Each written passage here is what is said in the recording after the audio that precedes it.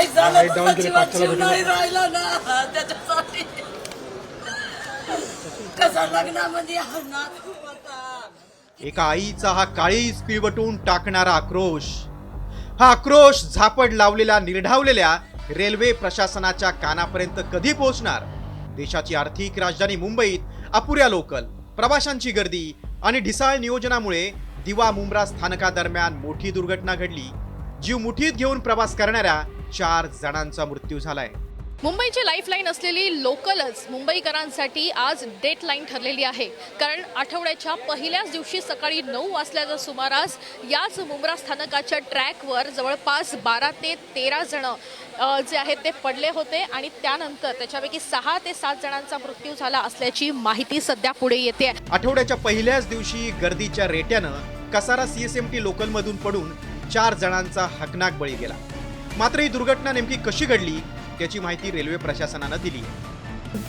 8 लोक जी आहेत ही मुंब्रा आणि दिवा या दोन स्थानकाच्या दरम्यान लोकलमधनं ट्रॅव्हल करत असताना एकमेकाला लागून पडलेली आहेत. ही सगळी जी प्रवासी होती ही फुटबोर्डवरती लोकलच्या ट्रॅव्हल करत होती.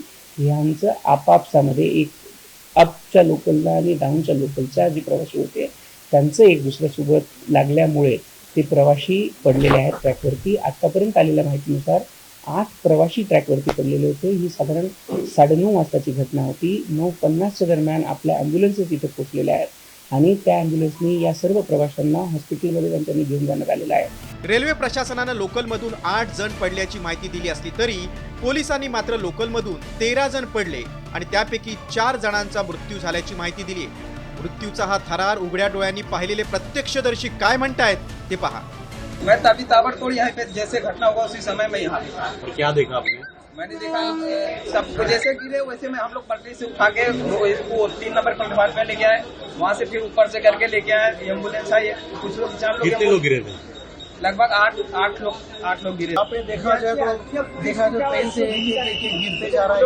ऐसा लग रहा था कि कोई अंदर से धक्का दे रहा है. तो सिचुएशन बहुत ही खराब था, बहुत ही खतरनाक था. मैंने मेरी जिंदगी में ऐसा सिचुएशन पहली बार देखा. लोकलच्या फुटबोर्डवरून उभं राहून लटकत लोंबकळत अगदी जीव मुठीत धरून प्रवास करण्याची कुणालाच हौस नसते. मात्र नोकरीच्या ठिकाणी जाण्यासाठी मुंबईकरांना लोकल शिवाय पर्याय उरत नाही.